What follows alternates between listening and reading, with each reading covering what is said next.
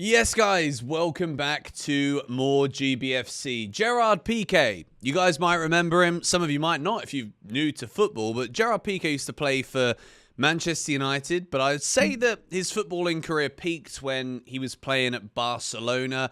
He was part of a very successful Barcelona team. He was a top defender, and since then, he's gone to have a big part to play, or maybe he was the founder. I don't know exactly, but Gerard Piqué has continued his footballing career beyond that of his playing years in the professional game as we know it.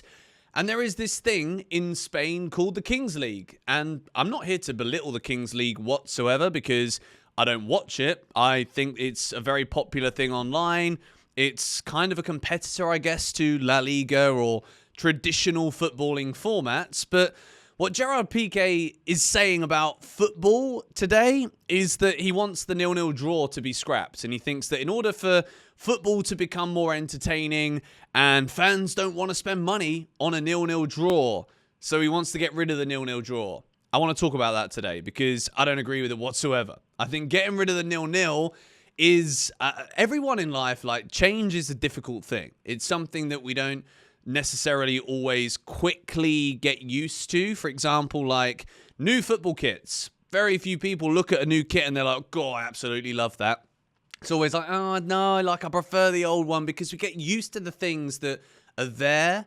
We start to like them or dislike them, but we start to like things, and then change comes and we're like, this feels uncomfortable. I want to be back where I know. I want things to be how it is, how I know it to be.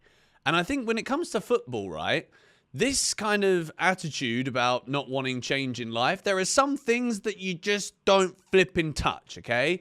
Like, you don't try and put your finger in the flipping mouth of a king cobra because you're going to get hurt.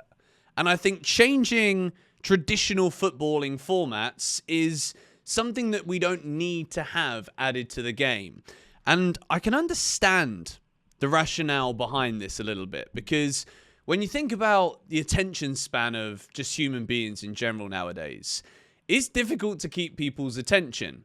And obviously football, with the amount of money that is in the sport, it is a goal for all footballing bodies to keep growing eyes, to keep getting more people to watch, to keep getting more people excited. And if I was to say to my girlfriend, let's go and watch this game, or if I'm looking forward to taking my girlfriend who doesn't really like football to a game, I really hope it isn't nil-nil because she's probably not going to be as entertained as she would be if there was goals flying in everywhere and there were the away fans reacting to something. Do you know what I mean? Like, nil-nils, they can be boring. I'm not going to sit here and say that they're not, because sometimes you watch a nil-nil and you're like, bloody hell, if that would have gone on for another 120 minutes or 90 minutes, no one would have scored. But it has such a fundamentally key role in a football season. Nil-nils don't probably happen as often as you might think they do. There's a lot of games that you look at and you're like, bloody hell, these two teams don't score many goals. But then nil-nil isn't always the outcome. If you're Burnley right now, and James Trafford is on this incredible run in the league of not conceding goals, they've had a few nil-nil scattered in there. But the nil-nil is a really important result. Because if you get 1 point, it's a lot better than getting 0, right? But it's not as good as 3. But it keeps the league in some kind of area of jeopardy every weekend where it isn't 3 or 0. There can always be 1 scattered in there. And a point can be a bad result for one team. For example, if it's Southampton versus Liverpool, right? Southampton, one of the worst teams we've ever seen in the Premier League. And this Liverpool team, firing, looking absolutely brilliant, champions elect, whatever. If Southampton get a nil-nil draw at Anfield, it is 1 point massively celebrated and gained for Southampton because no one expected that. And it is 2 points dropped for Liverpool. And the chances are, if we play until there's a goal at 90 minutes, if it's nil-nil, and then we play till it's a goal, the chances are most times the better team's probably going to score because they've got better players, they've got fitter players. And I don't necessarily think that what they're trying to achieve here by removing the nil-nil, and by the way, this is just an idea. I don't actually think this is going to happen.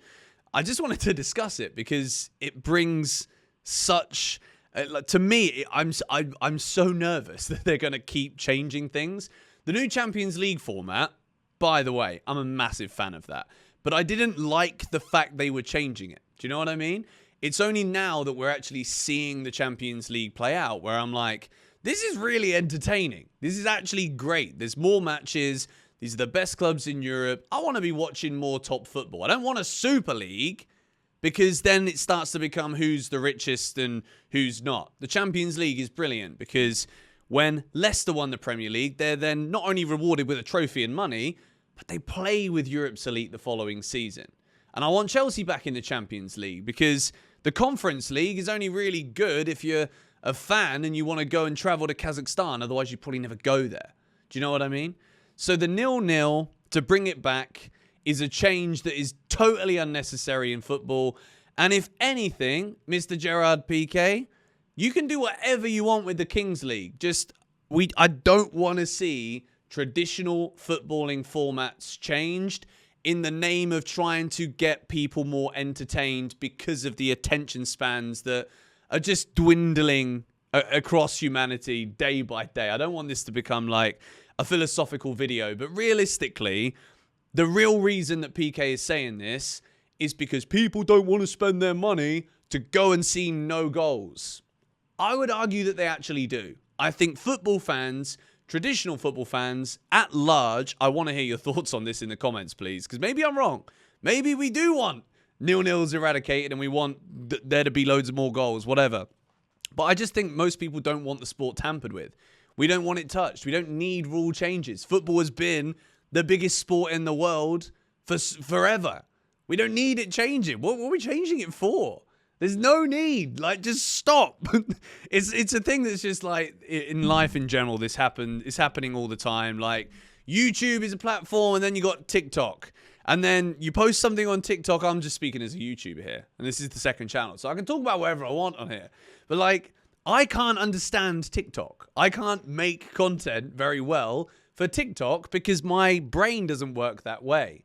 I understand and respect that it does for a lot of other people that don't want to sit through a long-form YouTube video. Maybe a 30-second or 60-second video is what you want.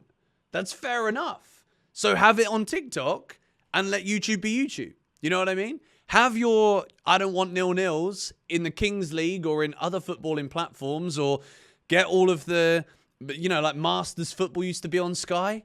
You know, create that and have your own rules there. We don't need things tampered with in the sport that we all watch and love every single day. That is my thoughts on Gerard Piqué's idea to remove the nil-nil. I get it. It might remove, like, boring football, but I'm happy with boring football. I love boring football personally. It's just got a place, hasn't it? So let me know your thoughts on this in the comments down below. I think it's a super interesting topic, and I wanted to discuss it here today on More GBFC, because I've not spoken to you lot for a few days because I've been moving house. We're now living in Bangkok, Thailand. I'm excited about it. It's fun. New city, cool new setup, and yeah, I might get some stuff from behind me soon just to bulk it out a little bit. But anyway, thank you guys for watching. Thoughts in the comments. See you tomorrow.